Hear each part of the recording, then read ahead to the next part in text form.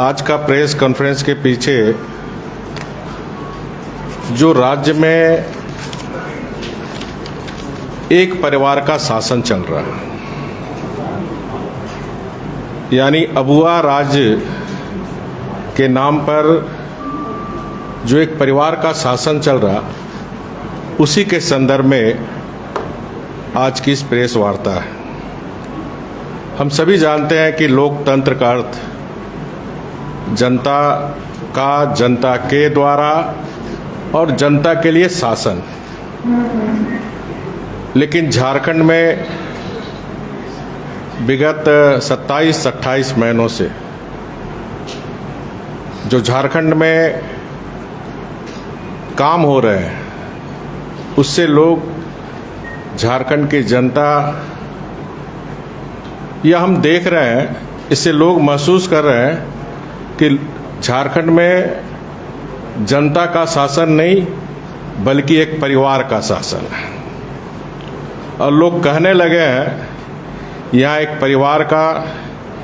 परिवार के द्वारा और एक परिवार के लिए शासन चल रहा है। विगत दिनों प्रेस के माध्यम से ही माननीय मुख्यमंत्री हेमंत सोरेन जी और उनके भ्राता श्री बसंत सोरेन जी ने जिस तरह से माननीय मुख्यमंत्री जी अपने ही विभाग के द्वारा पत्थर का खनन अपने ले लिया और माननीय विधायक बसंत सोरेन जी ने जिस प्रकार पकुड़िया में लीज का उल्लंघन कर और करोड़ों रुपया राज्य का राजस्व बकाया, ये सारी बातों को हम लोग ने भारतीय जनता पार्टी का एक प्रतिनिधि मंडल महामहिम राज्यपाल जी से अवगत कराई थी, जिसकी जांच चल रही है। तो इस जांच की प्रक्रिया में इस विषय में मैं और कुछ नहीं कहना चाहता। ठीक इसी तरह एक ऐसी सूचना भी मिल रही है कि बेहरा औद्योगिक क्षेत्र, चान्हो ब्लॉक, बिजुपाड़ा, रांची में माननीय मुख्यमंत्री जी अपने प्रभाव का इस्तेमाल कर 11 एकड़ औद्योगिक भूमि को, जो आदिवासी, आप सब ने भी समाचार पत्र में छापा था कि आदिवासियों को उद्योग के लिए औद्योगिक क्षेत्र चिन्हित किया गया था। उन चिन्हित क्षेत्र में Sohrai life private limited, Sohrai life private limited,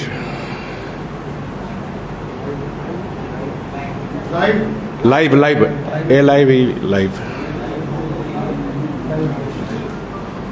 ऐसी सूचना है कि सोहराय लाइफ प्राइवेट लिमिटेड माननीय मुख्यमंत्री जी की पत्नी को आवंटित किया गया। माननीय मुख्यमंत्री जी श्रम उद्योग विभाग के मंत्री हैं, इसलिए उपरोक्त विषय पर माननीय मुख्यमंत्री जी को सफाई राज्य की 3.25 करोड़ जनता को देनी चाहिए। अगर सही है तो उनका यह आचरण भ्रष्टाचार निवारण अधिनियम 188 की धारा 13(2) के तहत ये दंडनीय अपराध है।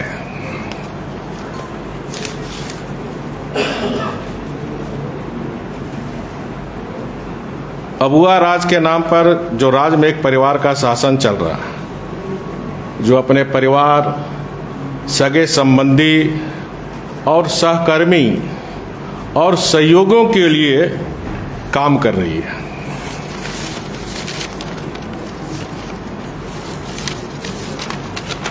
ऐसी भी सूचना मिल रही है कि माननीय मुख्यमंत्री हेमंत सोरेन जी के राजनीतिक सलाहकार श्री अभिषेक प्रसाद, प्रेस सलाहकार अभिषेक प्रसाद, जिसे झारखंड में सभी लोग जानते हैं पिंटू जी के नाम से, कि संस्था शिव शक्ति इंटरप्राइज के नाम पर साहेबगंज के पकड़िया ग्राम में 11.70 एकड़ की भूमि पर दिनांक 8/4/2021 को खदान की लीज 10 वर्ष के लिए दी गई है। 11.70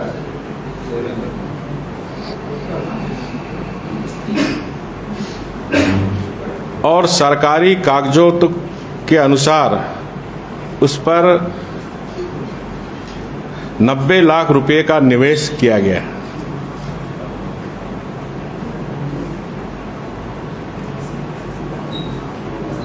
इसी तरह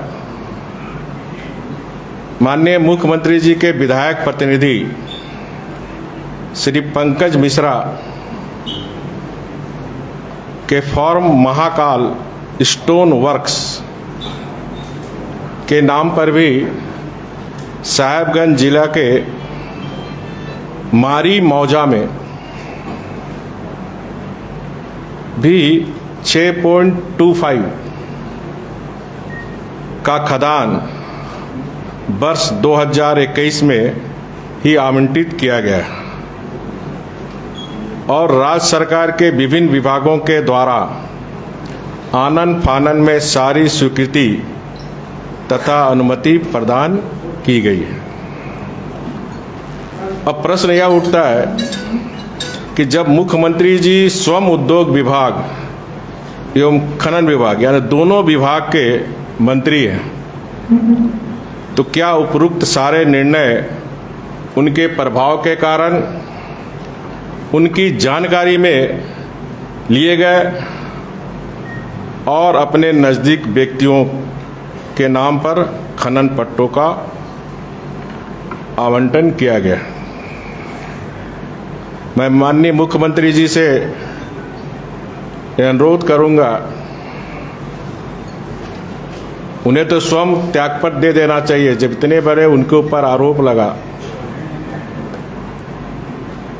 तो उपरोक्त विषय में भी सरकार को चाहिए आधिकारिक स्पष्टीकरण दे और उपरोक्त व्यक्ति श्री अभिषेक प्रसाद जो प्रेस सलाहकार और जो विधायक प्रतिनिधि पंकज मिश्रा को पद से अविलंब हटाए। और मुझे जानकारी मिल रही है कि ये सरकार के द्वारा कागजातों में भी छेड़छाड़ कर रही है। तो ऐसी स्थिति में एक स्वतंत्र एजेंसी से जांच करवाने की कृपा माननीय मुख्यमंत्री जी करें।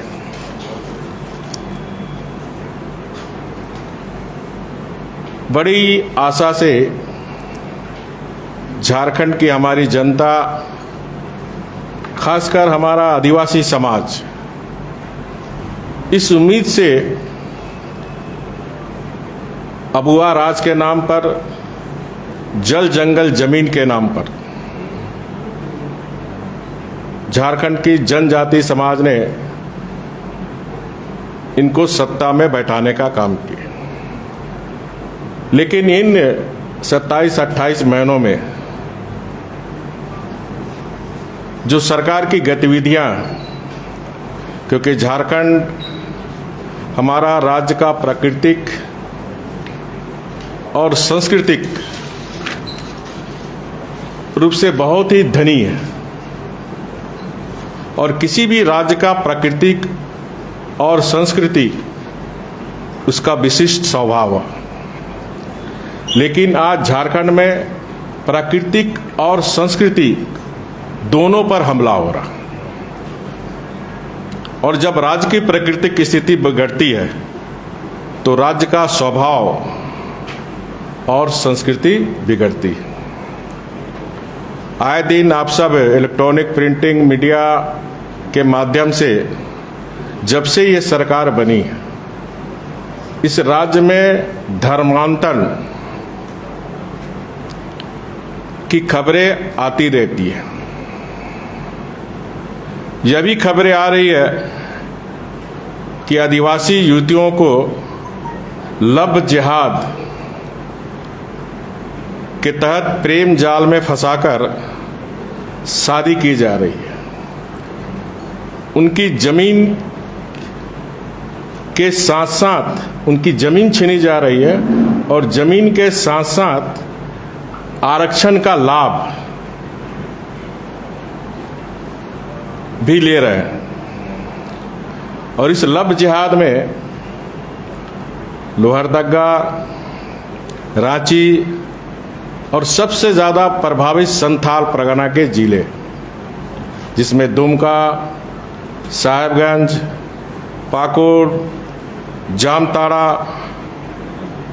आदि जिलों में बड़ी संख्या में लव जिहाद के माध्यम से हमारी भोली भाली आदिवासी बच्चियों को प्रेम जाल में फंसाकर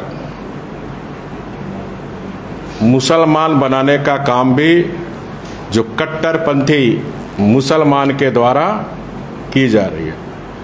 और यही सिलसिला चलता रहा तो मैं मानता हूं कि आने वाले समय में इस जनजाति समाज अल्पसंख्यक की गिनती में आ जाएगी। और ये सारे सरकार के संरक्षण में हो रहे हैं।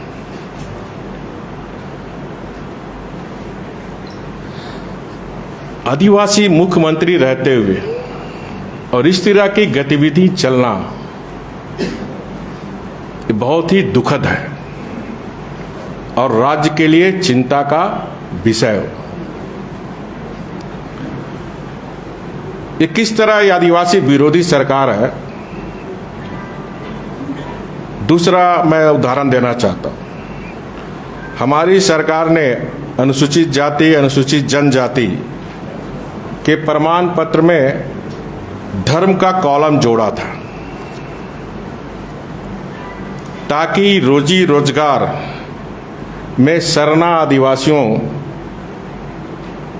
का लाभ हमारे सरना आदिवासियों के बच्चे बच्चियों को मिल सके। लेकिन ये सरकार मिशनरियों के दबाव में इस वर्ष 24 फरवरी 2022 को हेमंत सरकार जी ने चुपचाप गुपचुप तरीके से इस फॉर्म से धर्म का कॉलम हटा दिया है। इसका सीधा नुकसान सरना आदिवासी भाई बहन को होगा। अब जो भी सरकार की नियुक्तियां निकलेगी उस नौकरी में अधिकांश ये धर्मांतरित आदिवासी को इसका लाभ मिलेगा। धर्मांतरित आदिवासी दोहरा लाभ ले रहे हैं और इसी को ध्यान में रखकर हमारी सरकार ने जातिपंथ बनाने के समय धर्म का कॉलम जोड़ा गया था। क्योंकि ये धर्मांतरित आदिवासी जिसे हम क्रिश्चियन कहते हैं वो अल्पसंख्यक के श्रेणी में आते हैं। अब ये धर्मांतरित आदिवासी क्रिश्चियन इधर आदिवासी का भी लाभ लेंगे और उधर अल्पसंख्यक का भी लाभ लेंगे। और इसीलिए हमने धर्म कॉलम जोड़ा था ताकि हमारे सरना आदिवासी भाई बहन को के साथ अन्याय ना हो। लेकिन एक साजिश के तहत, वोट बैंक तुष्टीकरण के तहत सरना आदिवासी के बच्चे बच्चियों के पेट में सरकार लात मार रही है।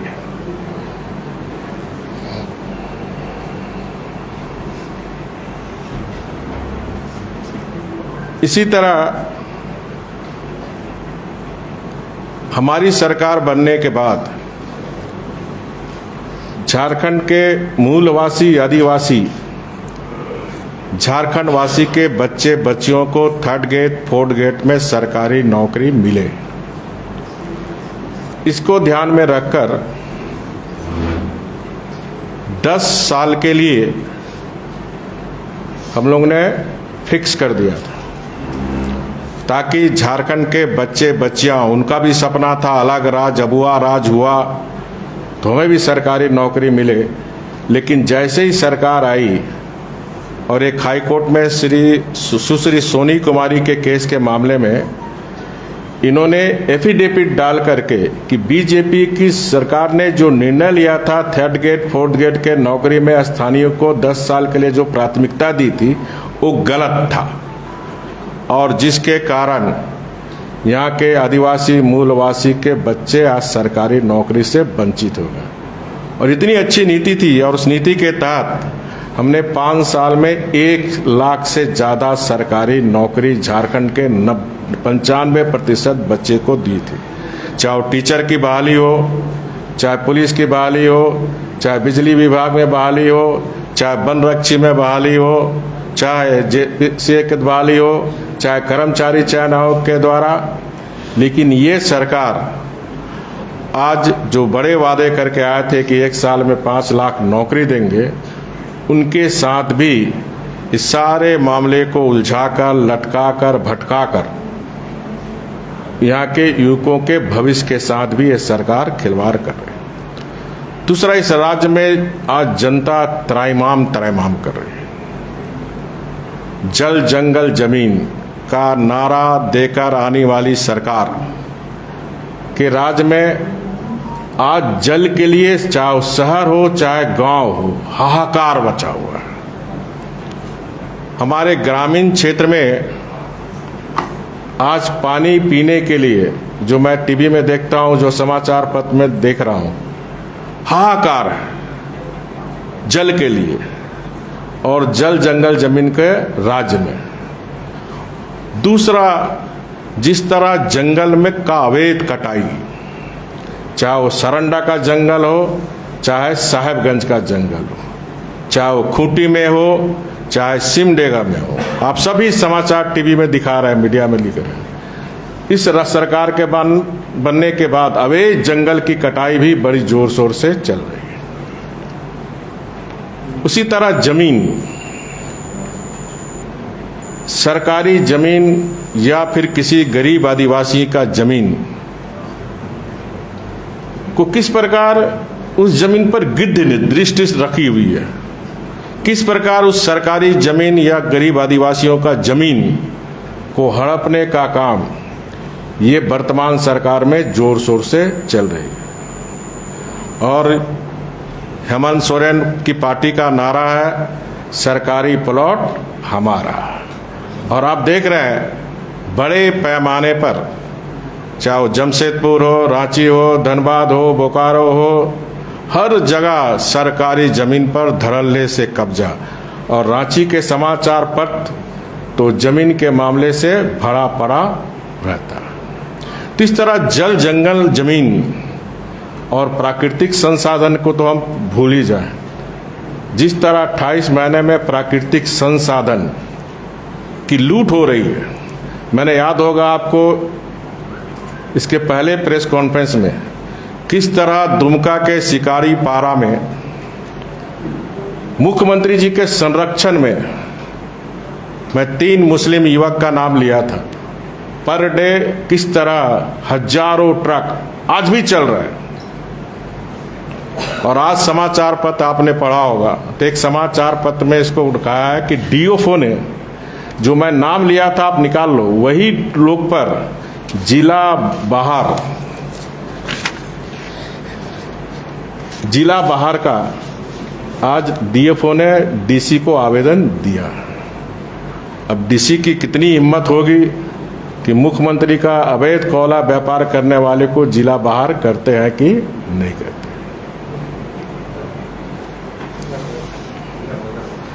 एक जो मैं कहा था, उद्योग व्यापारियों में आदिवासी भूमिका बढ़ाएगी सरकार, ये पेपर कटिंग देख लीजिए। कोई आदिवासी को तो उद्योग व्यापार के लिए जमीन नहीं मिला, लेकिन माननीय मुख्यमंत्री जी की पत्नी को क्या मीट प्रोसेसिंग के लिए 11 एकड़ जरूर जमीन मिल गया, ऐसी सूचना है। इसी तरह भ्रष्टाचार, ये जमीन है आपका, जैसे सरकार, चतुर्वेदी जी थर्ड गियर में चल रहा, आप भी फर्स्ट गियर में चलना चाहिए झारखंड। ये जमीन है आपका, महत्वपूर्ण वही है सूर्य में, ये जमीन है बेहरा औद्योगिक क्षेत्र, चान्हो ब्लॉक, बिजूपाड़ा, रांची। ये तो आप पता करो आप उसमें। दूसरा, इस राज्य में भ्रष्टाचार चरम सीमा पर है। भ्रष्टाचार दो तरह के होते हैं, एक राजकीय भ्रष्टाचार, दूसरा रोजमर्रा की जिंदगी में भ्रष्टाचार। जो राजकीय भ्रष्टाचार है वो निश्चित रूप से राज्य के लिए बहुत ही चिंता का विषय है। जो रोजमर्रा की भ्रष्टाचार है, जिसमें आम जनता पीस रही है, चाहे ब्लॉक ऑफिस जाओ, सीओ ऑफिस जाओ, या फिर बड़े ऑफिस प्रोजेक्ट बिल्डिंग जाओ, नेपाल हाउस जाओ, चाहे जाति प्रमाण पत्र बनाना हो, आय प्रमाण पत्र बनाना हो, जमीन का म्यूटेशन कराना हो, बिना पैसे का कोई काम नहीं हो रहा। और मुझे ग्रामीण बताता है कि सर हम लोग जब शिकायत करते हैं तो सीओ वीडियो कहता है जाओ जिसको कहना है जो करो, हम दे के आए हैं। ये निश्चित रूप से इस झारखंड के लिए बहुत ही चिंता का विषय है। कहाँ जहां आम जनता को छोटे मोटे काम कराने के लिए बिना पैसे दिए काम नहीं होते। राजकीय भ्रष्टाचार की तो हम कहानी आपको बता ही रहे हैं। प्रोजेक्ट बिल्डिंग में भी आप हमसे ज़्यादा आप सब अवगत हो, क्योंकि आप प्रोजेक्ट बिल्डिंग से नेपाल हाउस घूमते रहते हैं। बिना पैसे का कोई फाइल सरकता नहीं है। ये राज्य की स्थिति है।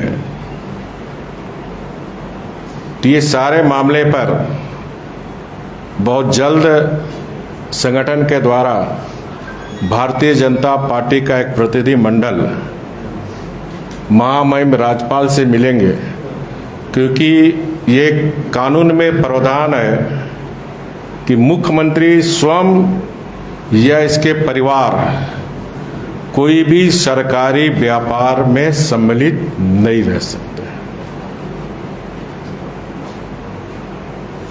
चाहे मुख्यमंत्री का पत्नी हो, चाहे मुख्यमंत्री का बेटा हो, चाहे वो बेटी हो, कोई भी सरकारी ठेका पट्टा लीज में ये भ्रष्टाचार अधिनियम निवारण के तहत दंडनीय अपराध है। ते सारी सूचना बहुत जल्द महामहिम राज्यपाल जी से मिलकर इन पर कार्रवाई करने के लिए अपील हम लोग करेंगे। इतना ही प्रेस कॉन्फ्रेंस में हमारा था आज। आपका कोई देखिए, भारतीय जनता पार्टी ना मुख्यमंत्री हटाने के लिए, ना विधानसभा चुनाव कराने के लिए इस मामले को उजागर कर रही, बल्कि भारतीय जनता पार्टी चरित्र की राजनीति करती है। राज्य चतुराई से नहीं चलेगा, राज्य चलेगा चरित्र से, राज्य चलेगा लोकतांत्रिक मूल्यों से।